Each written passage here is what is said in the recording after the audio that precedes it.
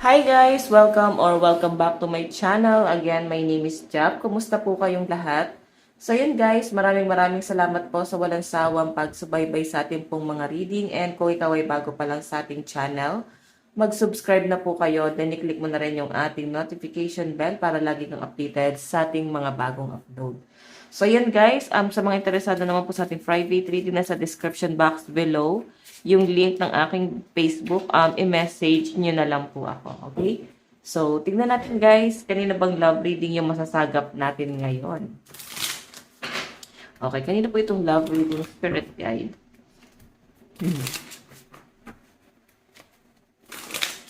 Kanina po itong love reading spirit guide. Okay.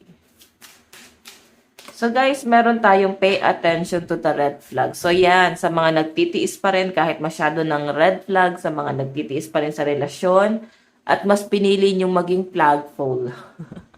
Mas pinili nyong maging flagpole ng red flag na yan. So sinasabi dito guys, pwedeng hindi mo masyadong nanonotice kung ano na yung toxic na nangyayari dun sa relasyon. No? Hindi mo na nakikita, pwedeng nabubulag ka, kasi nandun ka sa point na masyado ka nang napapaikot, masyado ka nang namamanipula.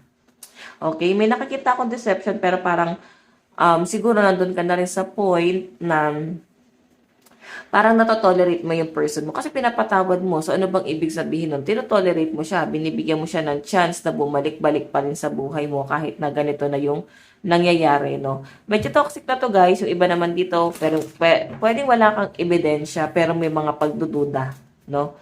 May mga hinala ka na baka ganito yung nagaganap, ito yung sitwasyon, pero wala ka kasing matibay na ebidensya pa. Pero toxic na, no? Like, hindi kayo masyado nag-uusap. So, ano pa bang saysay na tong relasyon na to kung hindi kayo ganun nag-work, hindi kayo nag-uusap, wala masyadong ganap, hindi kayo ganun nagbabanding. So, yun yung nakikita ko dyan, guys. Kasi parang laging busy itong person na to. Hindi kanya nabibigyan ng time. Lagi sila sabi busy. Tapos nagtitiis ka, baka nga inaantay na lang na bumitaw ka. Okay? Baka hindi ka aware, no? Inaantay na lang ng person mo na bumitaw ka kasi ayaw kanyang tuyang masaktan. Okay? Gusto pa rin niya na ikaw yung magkamali dun sa relasyon, no? Gusto pa rin ng person na to na ikaw yung mabiblame niya na parang naging ganun siya kasi ganito ka. Okay, no? Release your ex. Pwedeng ex mo na to, baka nag-away kayo, o pwedeng on and off yung relasyon nyo. Okay? Yung parang naghihiwalay, tapos pipiliin nyo ulit magbalikan. Tignan natin guys, kanina ba itong love reading, spirit guide. Okay.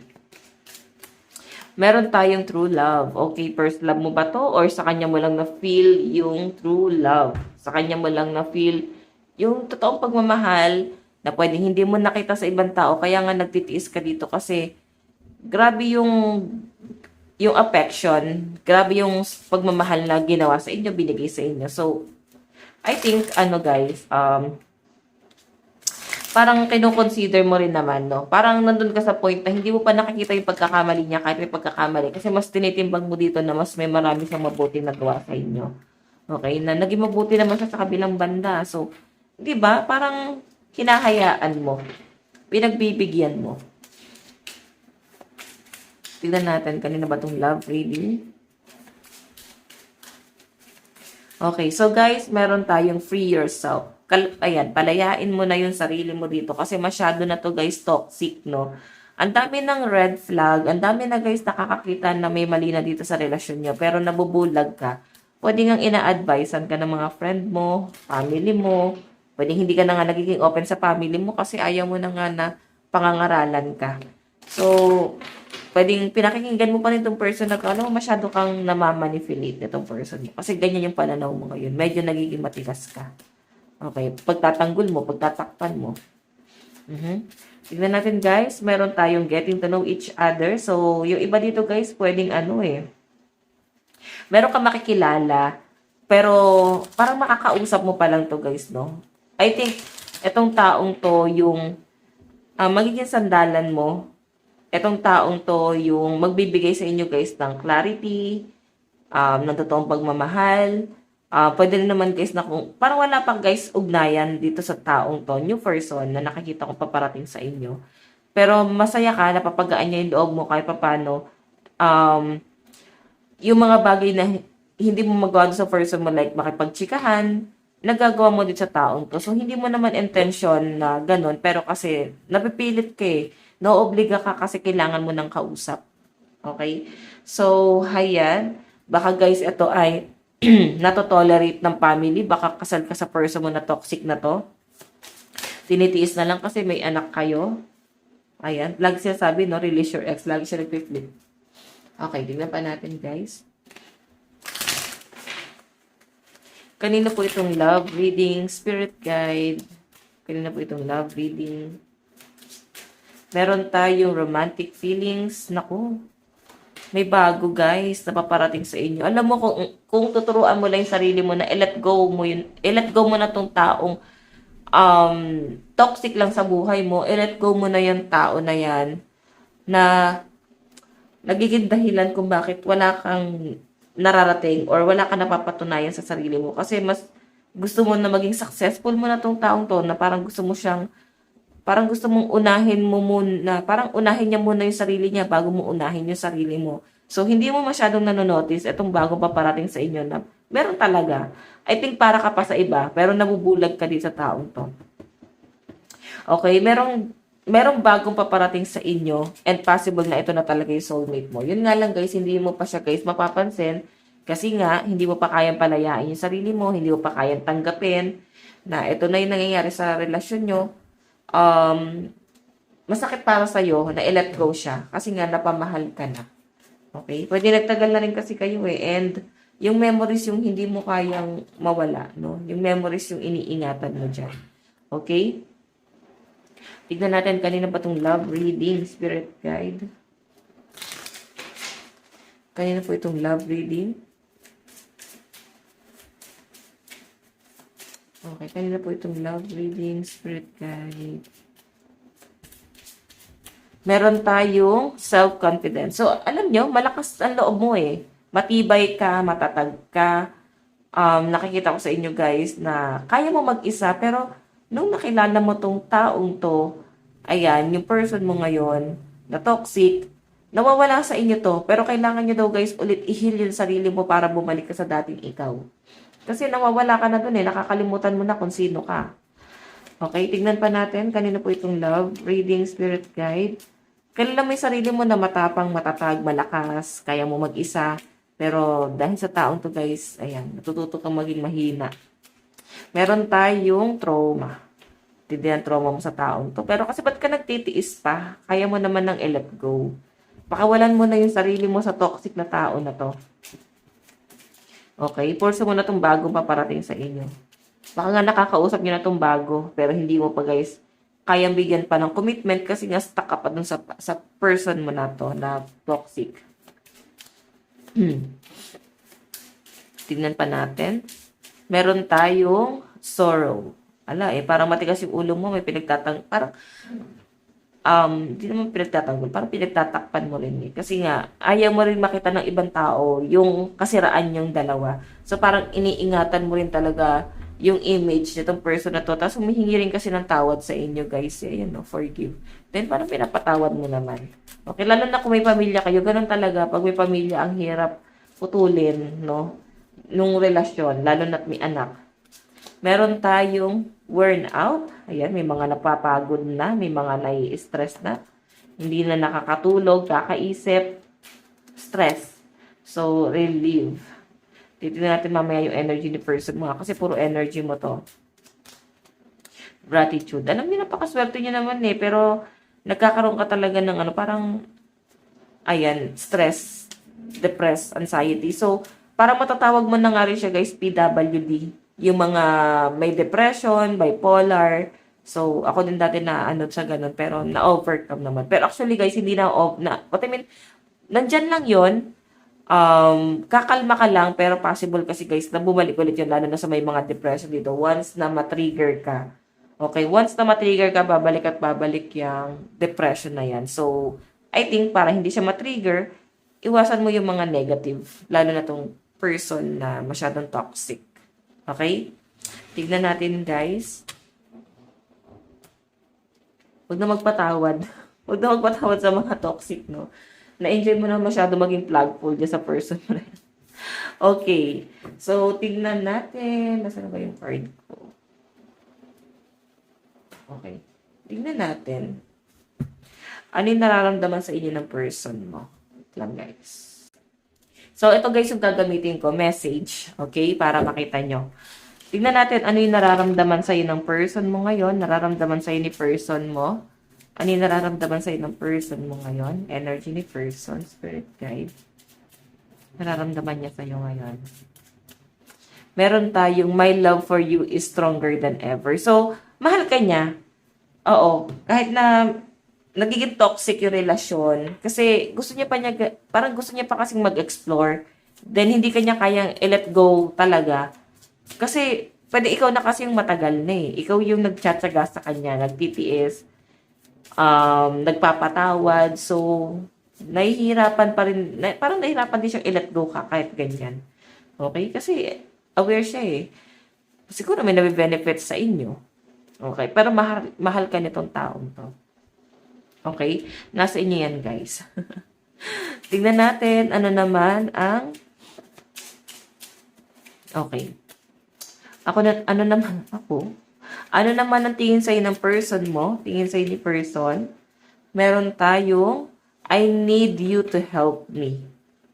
So, kailangan ka niya. Siguro siya tong depressed, no? Siya tong may pinagdadaanan. Kasi kailangan niya yung tulong mo eh. So, siguro nandun sa point na baka nga may nabe-benefit sa inyo kung bakit hindi kanya guys kaya talagang i-let go totally. Kasi nga, may natutulong ka pa sa kanya. May naibibigay ka sa kanya. Okay? Ayan, no? Ngayon, kailangan pa rin daw niya ng tulong dito. Okay. I'm tired of running. Baka hinahabol ka naman talaga, tapos nagpapahabol ka rin naman. So, napapagod din talaga yan, guys. Siguro, pwede na sa'yo rin yung toxicity. Pwede rin naman sa person mo. Or pwede nagkakahawahan eh. Oo. Tignan natin, guys, ano naman ang... Okay. Ano naman ang magiging action ni person dito sa relasyon nyo? Magiging hakbang, plano, ito ni person. Meron tayong I can't not right now. Hindi kanya kayang ipaglaban. Pwedeng mag-uubos ka lang ng panahon at oras. Alam mo yon? Parang nag-waste ka lang ng time. Nag-waste ka rin ng emotion. Sayang panahon at oras mo dyan, guys. Pero ayan no, yung plano niya rito guys, wala pa raw siyang plano ngayon, hindi pa daw niya kaya ngayon. So pwede may mga dinedemand ka na parang, eto yung gawin mo, maging ganito tayo. Marami kang plano para sa relasyon, pwedeng ganon. Pero hindi niya pa guys kaya. Oo, wala pa siya guys kakayahan. Hindi ka pa niya guys kayang panindigan. Kasi sarili na nga lang niya, hindi niya pa kayang bitbitin. So paano pa itong magiging relasyon niyo? Okay, baka kasi guys, yung iba dito, baka wala pa kayong label ng person na toxic na yon. So, walang label, so merong new person na paparating, person mo na lang yon. Nasa inyo naman yun, guys. So ito, guys, yung sa side ni person, ito yung energy ng person na nasa isip mo ngayon, na iniisip-isip mo, or mahal mo ngayon. Okay? Nasa plano ngayon. Ano naman ang magiging outcome sa side ni person mo? Meron tayo, you are the light at the end of my tunnel. So, nakikita ka pa rin niya guys bilang isang opportunity na parang once na walang-wala na siya, wala na siya matakbuhan, ikaw yun nandiyan na pwede niya guys takbuhan. Okay? Yun ang nakikita ko sa kanya. Masyadong kang gamit na gamit. Parang ayan pa nga oh. Time will tell. Parang bahala na yung panahon kung ano yung mangyayari. So, zodiac sign sa side ni person. Meron tayong Aries, Cancer, Gemini, Taurus, Pisces, and Aquarius. Meron tayong Virgo, Cancer, Aries, Leo, Taurus, and Gemini energy. And Pisces, Capricorn, and Aquarius energy. So, sa side mo naman, ano yung nararamdaman mo sa person mo? Ano yung nararamdaman mo kay person? Meron tayong our love is eternal. Grabe, masyado kang banal dito. Masyado kang, hindi pala, parang, makata. Kailangan mo ng space, pero mahal mo tong taong to. So, siguro gusto mo lang ng space, pero takot ka na magkaroon ng distance. Alam mo yung feeling na parang kailangan ko munang maglaylo sa'yo kasi masyado na ako na-stress. Pero natatakot ka naman bitawan kasi baka naman tuluyang mawala na. Baka tuluyan na siya guys, maka-move on. Once na magkaroon ng distansya sa inyong dalawa. Pero alam nyo, tama yung plano mo na to eh. Kailangan mo talaga ng space. Oo. Tignan naman natin guys, ano naman ang... Okay. Ano naman ang tingin mo sa person mo? Ayan. I need you to help me. Yung tingin mo sa kanya guys, kailangan mo siya tulungan, parang ganun, kailangan mo siya tulungan or at the same time, parang kailangan ka rin naman yan tulungan, parang tutulungan kita pero tulungan mo rin ako. So parang give and take lang tayo. Kasi parang ang pangit naman na siya lang yung, kakabig, siya lang yung tutulong. What I mean, ikaw lang yung tutulong, siya lang yung parang tutulungan ng tutulungan, tas wala naman siya guys, gagawin. So wala ka mapapala. So nakikita mo sa kanya someone na parang kailangan niya yung tulong mo. Okay, ano naman yung magiging action mo ito sa relationship na to? Action mo, meron tayong, you are thinking about me. So, siguro, i-consider mo rin to na kung iniisip ka ba niya, may plano ba siya, may plano ka ba para sa future natin dalawa? Kasi hindi ka makapag-decide din kasi medyo magulo nga tong taong to. Wala ka rin plano kasi hindi ka rin makapag-decide kasi nga, yung person na tinitingnan mo ngayon is parang nakikita mo na someone na wala rin plano, na parang hindi ka naman niya iniisip-isip, di naman niya iniisip kung ano ba yung magiging future niyong dalawa. Oo. So, tignan natin guys, ano naman ang, okay, outcome. Sa side mo, outcome sa side mo. Okay. Meron tayong I need space. Okay. Ikaw na mismo yung magle-let go sa taong to kasi pagod ka na. Yan ang nakikita ko sa inyo. Mapapagod ka sa taong to, guys. Ayan, no? Le-let go mo to. Oo. And tignan mo naman yung bottom of the deck mo. I can't not right now. Darating ka sa point na masyado ka nang ma-overwhelm at ile-let go mo na lang tong taong to. Yung tipong, sige na nga, kailangan ko na rin ng space. Pero mahirapan kang i-let go tong taong to unless siya yung tuluyang umalis or bigyan ka ng, alam mo yun, bigyan ka ng dahilan para i-let go mo na talaga siya ng tuluyan. Then, mapapagod ka dyan sa sinasabi ko sa inyo, guys. Tignan natin. Sana patungo tong relationship na to. Oh. Doon muna tayo, guys, sa zodiac sign sa side mo. Meron tayong, Gemini, Taurus, Pisces, Aquarius, Libra, Capricorn, Cancer energy. Meron tayong Leo, Virgo, Aries, Taurus, Gemini, Cancer energy. Meron tayong Libra, Capricorn, Pisces, Aquarius, Taurus, Gemini energy. So, yung paulit-ulit guys na zodiac sign na sinasabi ko, ibig sabihin lang yan, napaka-strong ng zodiac sign na yon. Kung bakit siya lumalabas dyan ng paulit-ulit. Okay? Tignan natin guys.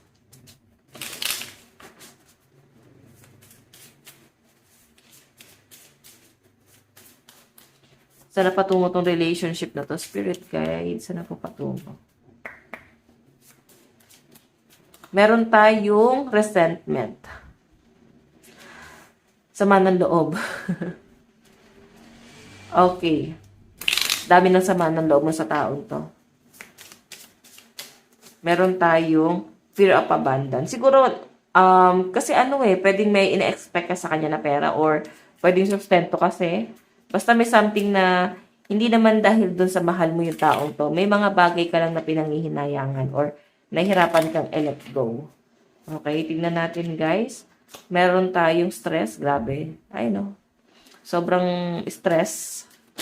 Nakikita ko sa inyo. Ay, wait lang guys. Ay, nagkalaglag yung card. Okay, tingnan natin. Spirit guides na papatungo tong relationship na to. Inner awareness. So, iingatan mo na yung sarili mo. I think itong tao to guys, hahabol sa inyo to. Pero, iniingatan mo yung sarili mo sa kanya. Sabi ko sa inyo, mahal ka, pero wala siyang plano. Hindi pa niya kaya mag-decide. Okay? Ayan. Hindi ka lang niya kayang i-let go kasi ang dami niyang worry. May mga bagay na hindi naman niya guys kayang panindigan sa sarili niya. Kahit sabihin natin mas matanda sa inyo tong taong to. Parang, masyado siyang dedepende sa inyo. Ikaw lang yung magpaplano, ikaw na yung bahala, parang ganun. Kasi wala naman siyang plano. Or pwedeng wala naman siya, guys, alam na gawin para sa buhay niya. So, meron tayong creativity. Ayan. Mukhang mag-effort sa inyo, guys. Naku, overwhelm. Wala, napagod ka na dyan. Masyado ka nang na-overwhelm sa relasyon na to. So, tingnan natin, love advice. Love advice. Meron tayong reconciliation. Ayan, guys. May makikipag-reconcile sa inyo someone na nasa nakaraan. Oo, may kalaban na paparating sa inyo, guys. Mangungulit pa rin to sa inyo. Okay? Meron tayong give your relationship a chance. Baka bigyan mo pa ng second chance. Kaya energy ng person may lumalabas, no? Hindi yung energy ng bago. Oo, may makikipag-reconcile and I think pag-iisipan mo kung bibigyan mo pa ba ng second chance itong relasyon na to. 'Di ba? Ano ka ulit, marupok ka na ulit. Balik ulit guys sa katangahan. Maging plugful ulit. Ayan, sinasabi ko sa inyo yan guys, para ikaw mismo matauhan ka na dito sa reading natin. Kasi baka yung mga friends mo malapit sa inyo, napapagod na magbigay ng advice sa inyo. Okay, meron tayong playfulness. Kasi ang katwiran mo dito, malambing naman siya eh. Mahal niya naman ako eh. Siya lang naman nagparamdam sa akin ito eh. Baka kasi guys, nabulag ka lang, no? Hindi mo kasi bigyan ng chance sa sarili mo na mag-explore or mag-try ng iba. Di ba? Baka meron pa naman, di ba? Baka pwede pa naman. Pero sa inyo yan, guys. Healing family issue. Okay. So, I think kasi may pamilya kayo. Yun din yung kino-consider mo dito. Yung pamilya nyo. Okay? Pero sabi ko dito, guys, ayan. Didistansya ka dito, matatauhan ka rito. Pero sa ngayon kasi, guys, hindi mo pa siya, guys, makikita. Pero mataas ang chance na itong toxic na taong to, babalik pa rin sa buhay nyo, bibigyan mo pa rin ng chance, magkakabalikan kayo. Yon. So, ayan guys. Ito lang naman po ang inyong daily love reading. Bukas po. Let God bless and love you all. Bye-bye po. Bye-bye.